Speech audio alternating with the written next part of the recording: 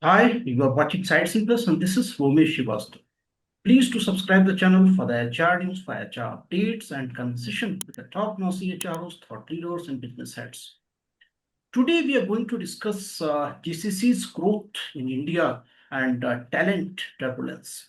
Joining us two esteemed panelists, let me welcome Ms. Monica Pirgal, who is Chief Executive Officer with Bhartiya Converge, and Mr. Anuj Agrawal, who is the founder and CEO of Join Pro. Welcome both of you to Sites Plus.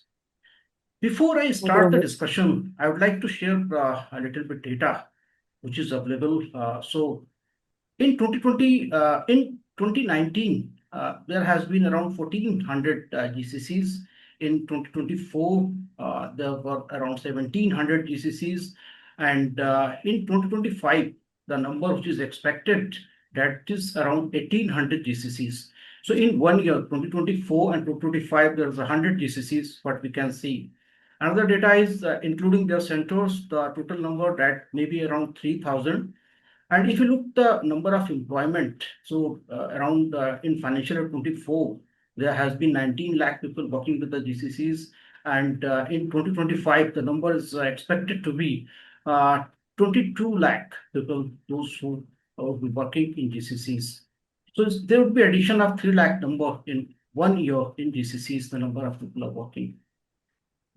Another data which is available, if you look at the contribution is in India's economy. So it is adding around $50 billion to India's economy, which is also expected to be $100 billion by 2030 in next 5 years.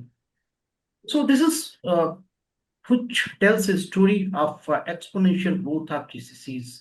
How do you see, Monica, how do you see that, what are the key drivers of this exponential growth and how do you see this growth? Yeah, like we were discussing, I think, GCCs have been into existence for very long. They were called in different names. First, we started like an offshore location and then, in-house center. And now with um, lot of evolution, now we call it Global Capability Center. But GCCs have been, in the forefront for the past 30 years in India. And in my career in GCCs over the past 1.5 decades, I have seen, primarily three drivers that has emerged in the past 30 years. Today, GCCs are rapidly expanding because of three reasons. One is the talent availability. We have trained talent, we have specialized talent in India, and that is the primary reason why GCCs are increasing by the day in terms of setup. The second most important thing is the government is pushing this agenda by being in the forefront along with some of the MNCs and some of the enablers like Bhartiya Converge. They are supporting GCCs, creating GCC specific policies to attract MNCs to set up shops in India, which is a great push. And the third most important thing is the startup ecosystem. This brings so much innovation into this entire space, which has become a game changer. It's not today about just the cost arbitrage or GCCs being set up for cost arbitrage. It's about the capability that we bring. So, to my mind, these are the three major reasons why GCCs are expanding and will continue to expand in India. Anuj, would like to add here, you have highlighted three major point that is the talent availability, government efforts, and that is the startup ecosystem. Anuj, what is your take on this? I think completely align with what Monica says. I'll add couple of pointers here. I mean, one thing is that a lot of these organizations which are setting GCCs or which are there, they were outsourcing their work to a lot of people, a lot of IT services organization, and which brings to the thought that a lot of their IP, a lot of the development which was happening, which was being outsourced. So there was lack of control over the IP. What creates a GCC is that the talent pool, the organization setup, it works in a manner where the IP is much more controlled by them. And that's also one of the reasons. Obviously, I mean, while we keep saying every aspect of innovation, every aspect of deep talent pool, I think cost arbitrage does play a role. There is cost advantage, and we can't deny that, and we should be actually making most out of it. Although over the years, as we grow as an economy, as we grow as an industry, this arbitrage will be reduced, and that's where its key driving force should be innovation. It should be creation of value to the headquarters. That makes a lot of sense, and that will be something which we'll see. I think the startup ecosystem, or what has been happening around startup space, or let's say what happened around UPI, there are very, very unique innovations which are being driving, and which is also becoming a very important or attractive factor for any GCC to be in India, right? Like there would be innovation in what they are doing, but there has to be innovation which is beyond what they have thought of. And UPI like things obviously attract organizations to set up with the thought that, hey, can we include some kind of innovation which is really core of India, right? And that's something which is also driving a lot of GCC. I think a stable government for a considerable time is also something which has been a very strong attracting factor for the GCCs. No, definitely. You have highlighted very important point. It is the cost advantage that is definitely there. So this is also one of the driver. Now, if you look at the GCC's establishment, so Bangalore, that will be on the top, and Hyderabad, Chennai, Delhi NCR, these are the locations. But now we are also we are also looking that there is also the GCCs are coming into some 2-tier and 3-tier cities, that may be Mysuru, Vijayawada, Rajkot, Surat, Indore, like these kind of the cities. This is somehow because of the talent availability in these cities, or how do you see what is the reason why these GCCs are getting attracted to tier 2, tier 3 kind of the cities?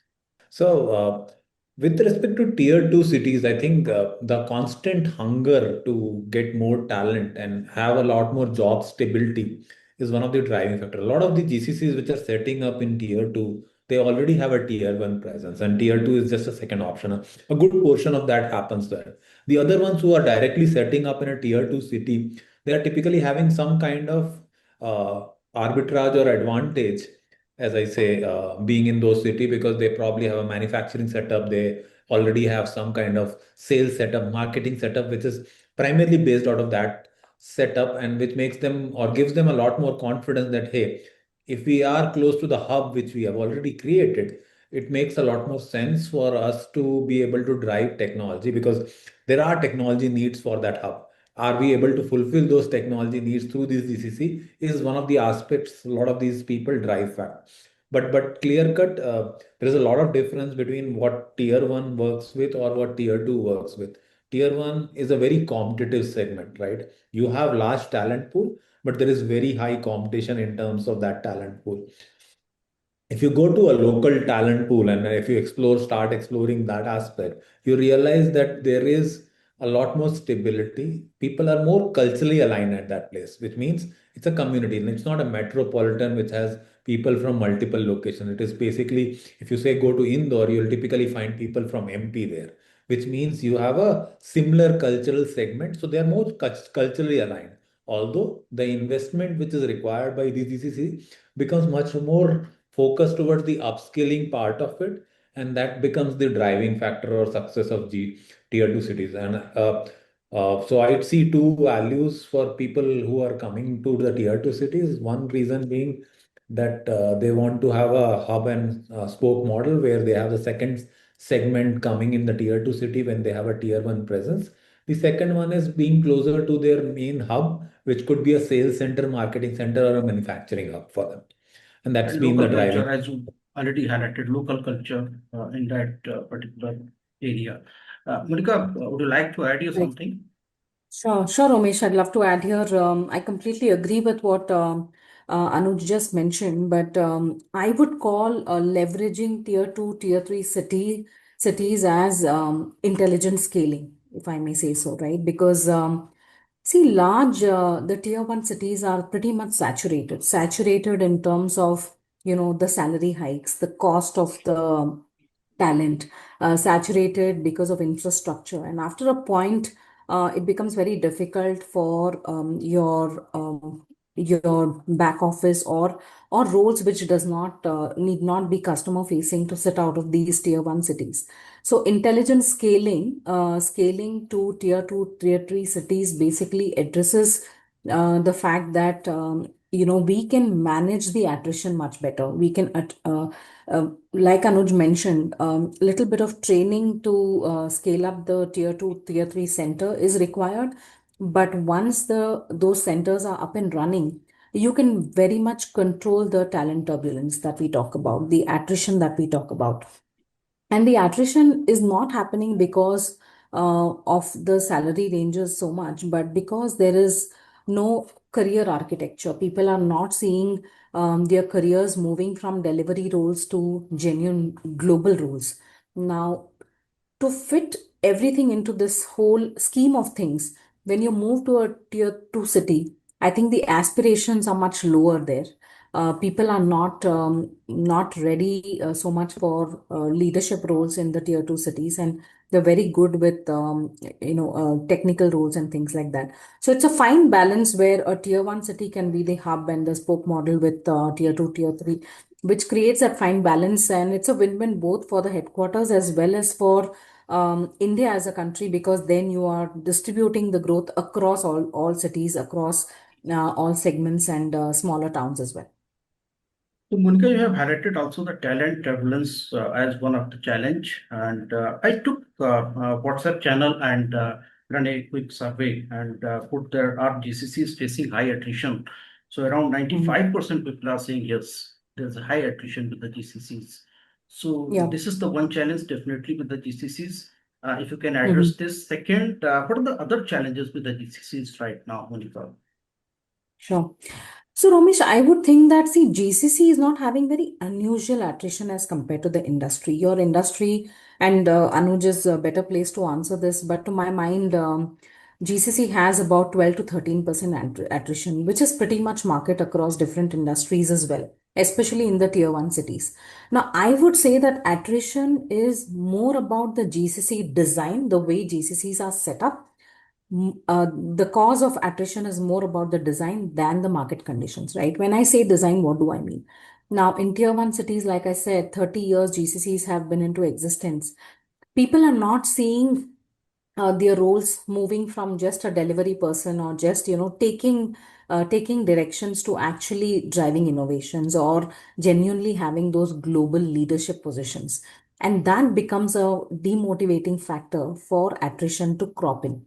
The other thing is, there are so many GCCs which are being set up. When you opened this session, you spoke about hundreds of GCCs coming in a year. Now, when there are so many players in the same space, they're all fighting for the same talent. And many a times, a person may not be looking for a job, but the attrition occurs because he or she is approached by another GCC saying, I'm going to hire you at a 30% hike or a 40% hike. And that also becomes one reason why the attrition comes in. So I would say that, all of us should just move out of this compensation war. We should start designing the careers of people, giving a value proposition. And that is where we can control the attrition. At Bhartiya Converge, the way we talk to clients, we are designing the entire structure, architectural design from the beginning itself, where we are incorporating global roles to start with. So when you set up the GCC right, we believe that 40% 40% lower attrition can occur because of that. So at a 12%, it'll be much lesser if you're designing, and the way your GCCs are structured from day one is done well. You can definitely control the attrition. No, absolutely. You have shared very important pointers that hundreds of GCCs are coming every year. And most of the GCCs are in the same kind of the space, technology, IT, most of the GCCs, though we are also starting in manufacturing, also in BFSI, also in other, but still the numbers are most numbers you see in IT, tech, these kind of industries. So definitely that is one of the reasons for the attrition. Anuj, how do you see the talent turbulence? What the talent turbulence is in GCC? What are the reasons? How do you identify these reasons? Well, I can't a lot of way align with what Monica has to say. Like this is a very it's a market trend, not a GCC trend per se. If you talk about talent turbulence, although there are key points which we can look at while we are highlighting talk about GCC, like in Zyoin group or in workplace awards, when we do a lot of research about organizations, try to understand how these are setting up. So we divide like who is the kind of company? Is it a mature GCC? Is it a new GCC? Is it someone who has had that kind of process, does not have that kind of process? All those things are something which we constantly study and look at it. So if you look at just the talent side, Romesh, and look at the talent side data, most of the new GCCs which are set up, 52% of the talent which is hired is from existing GCCs. Next 25% of the talent comes from IT services, consulting kind of a background, and remaining comes from the startup segment. This is on typical averages which I'm talking about, which means GCC are competing with GCC talent quite significantly. Now, we also looked at some numbers which you mentioned, Romesh. One was that it was 1.6 million, it became 1.9 million in 1 year. It's expected to become 2.2 million. Now, all of this talent is going to be coming from existing GCCs, a lot of it, right? And some of them would come from IT services, some of them will come from a startup segment, which will mean a lot of very heavy competition. There are challenges with the matured GCCs. The matured GCCs are working on a set system, which means their compensations are not very flexible, which means their compensation, because it's evolving very furiously, it will not be remaining competitive, which means if somebody else comes in and offers a competitive salary, it gets moved in a very fast manner.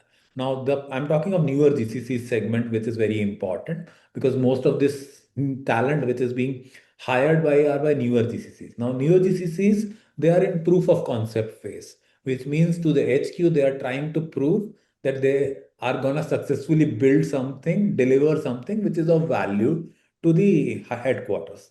Now, how is it going to be done? It cannot be done by a lot of freshers. It cannot be done by set of structure. You need to hire talent who have the right skills so that they can be on the job and deliver value, right? Which means there is going to be fierce competition of talent in terms of hiring. Now, there are other things which causes attrition to all the GCCs.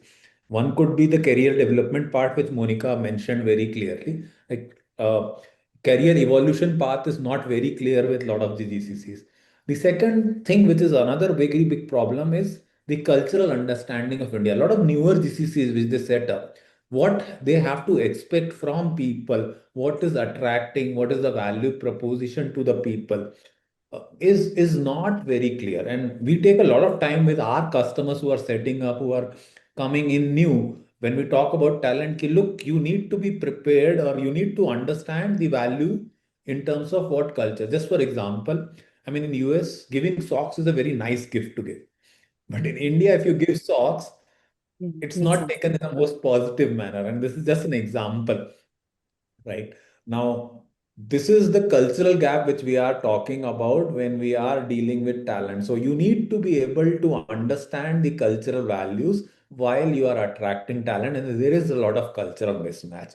The third thing, which is also a problem, is what to expect. See, exact skill matches are really not there, right? You have to understand how you attract talent. In India, a lot of people look at managerial roles or more meaty roles in terms of the designation.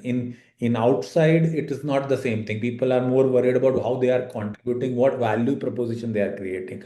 So those are also factors which you need to realign when you are hiring in India. A lot of people complain, and that's been something which we have heard from a lot of GCCs, is that a lot of people sign offer, which means they're signing agreement and then they decline.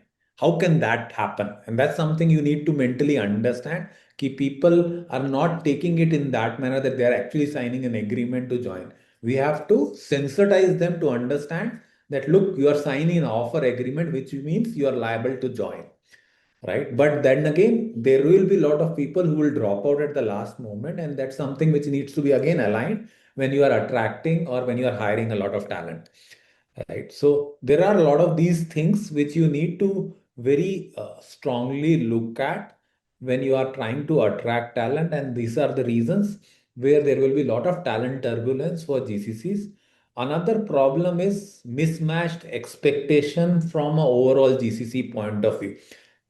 Your GCC will set up and do amazing wonders. It takes time to establish a capability and develop a capability.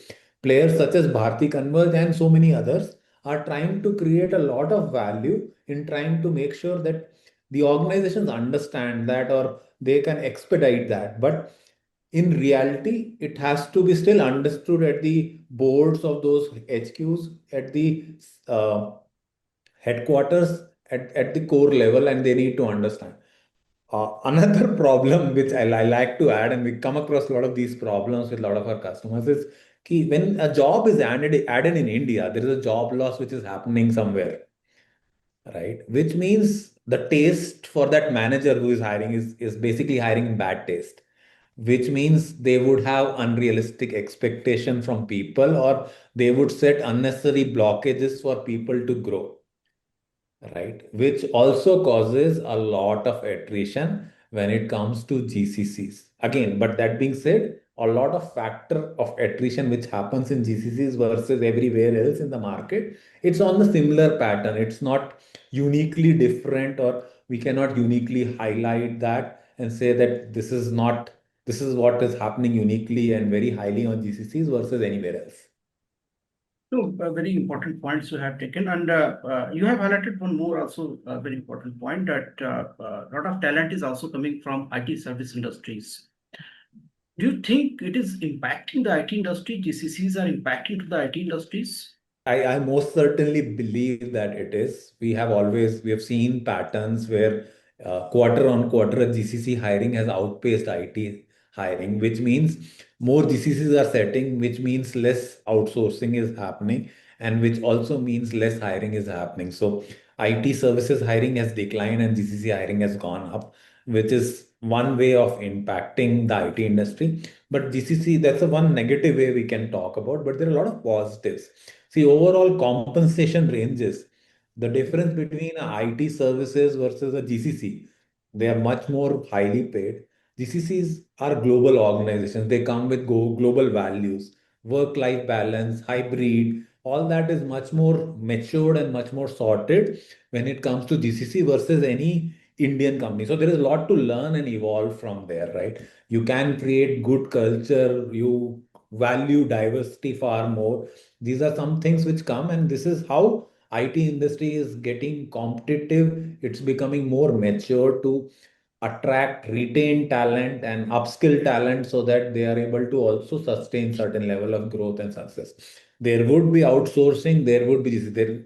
It's only in between path which we are looking at where there are more GCCs being set up, so that we are seeing a turmoil. Outsourcing is a natural cause of action. There is a clear reason why outsourcing happens. So IT industry for all good will learn a lot of good things from GCCs, while GCCs also will get localized, will more understand the Indian market. But overall, as an ecosystem, will benefit very significantly with all the GCCs coming in.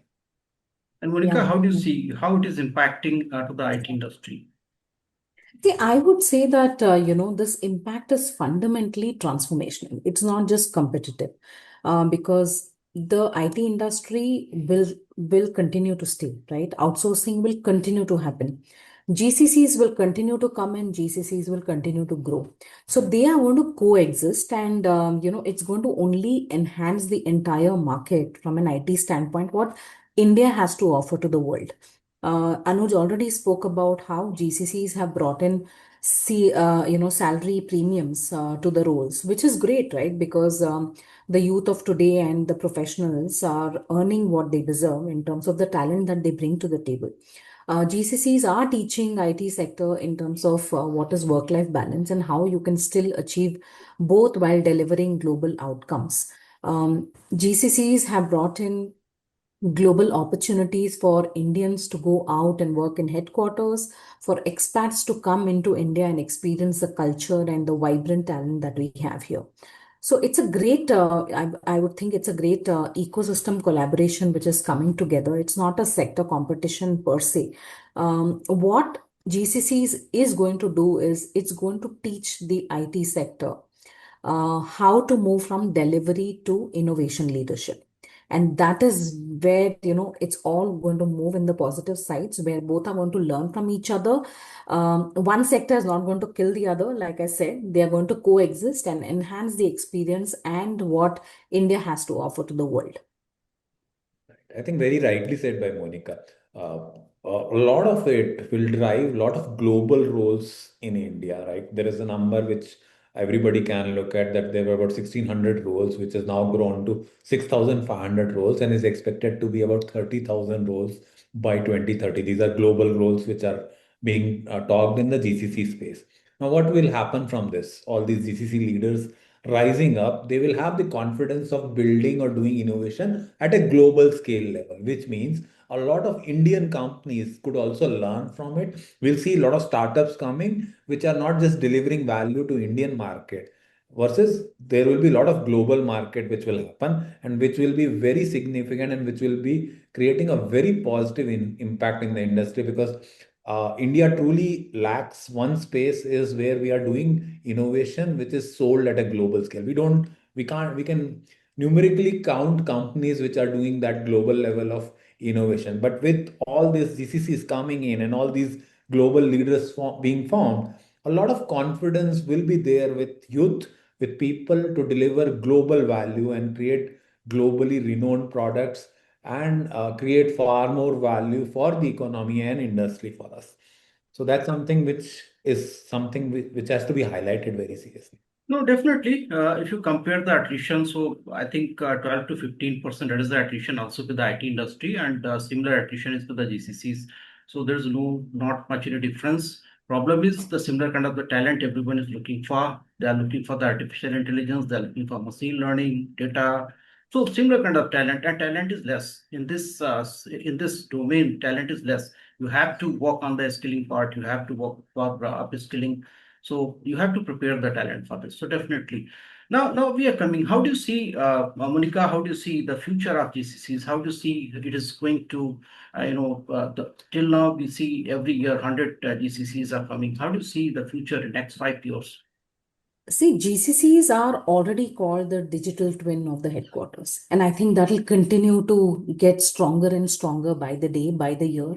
We are going to kind of mimic the headquarters in the India GCC setup. The second thing that I see in the next 4, 5 years is we are going to have a lot of co-ownership of the products. Now, with global leadership sitting in GCCs, the day is not far where the products will be co-owned by the headquarters and India altogether. We will also become the global market for a lot of headquarters who was only sending IT work or business operations work to India, but never looked at India as a market, right? Let's take a shoe company who would just set up a innovation center here, use a lot of technology in their shoe and stuff like that, but take all of that technology back to the country where they belong. The GCCs are going to open up the global market, which is the India market for global headquarters as well. And a lot of new business models are going to emerge out of the GCC, where when a headquarters is actually innovating out of the GCC, they are now already started thinking how can they monetize that offering by making that service available to their counterparts or their competition within the same industry. So it's a new business model that's evolving. It's a new, you're impacting the P&L by having the GCC, which has found a solution and you're selling that solution outside, which is not the headquarters core business, but there's another business model that has emerged. So I see a lot of these things coming, are already beginning to happen, but it's going to become very normal for these things to for us to see in all the GCCs in the next 4, 5 years. And Anuj, if you compare with the IT industry right now, so hiring is little slow with the IT industry. If you check their quarterly results, even still, if you compare, first quarter result of, no, fourth quarter result of financial 2024, first quarter, I think they will start with July.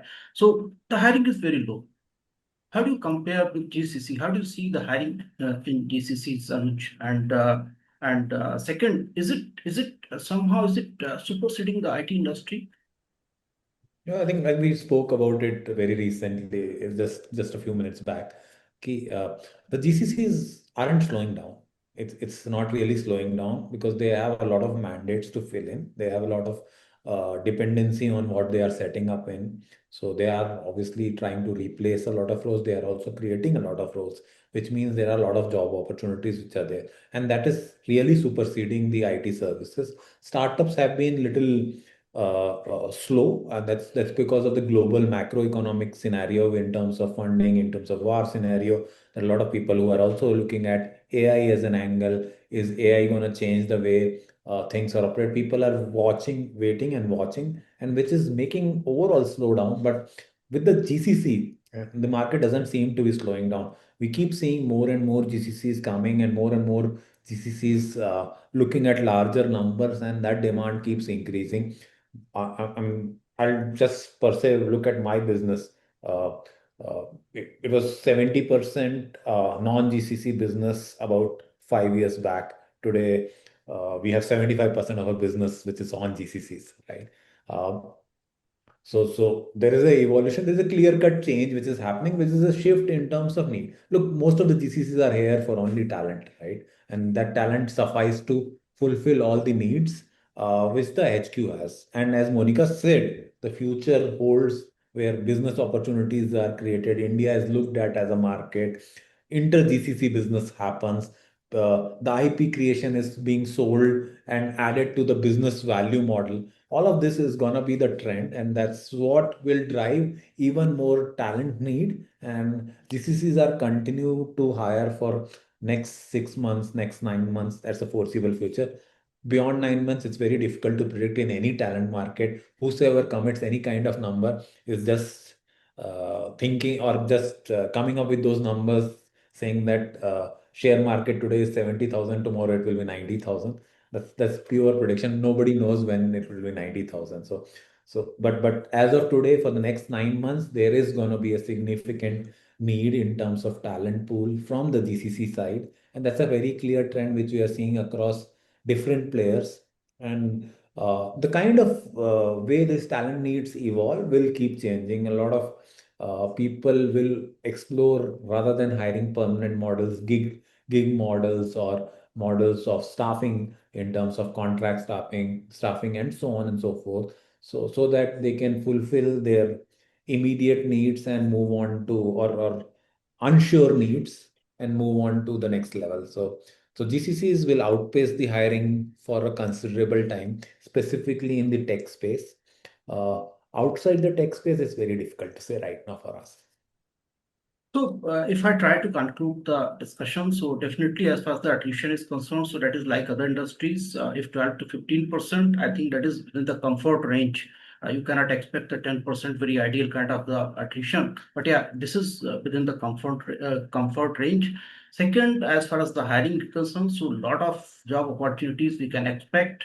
Even in this year, we are expecting 3 lakh jobs in GCCs. Maybe every year we can see the rise in numbers. So thank you so much, Monica and Anuj, for joining and sharing your wonderful thoughts. Thank you so much. Thank you so Thank much, you, Romesh. Romesh. Thank you for having us.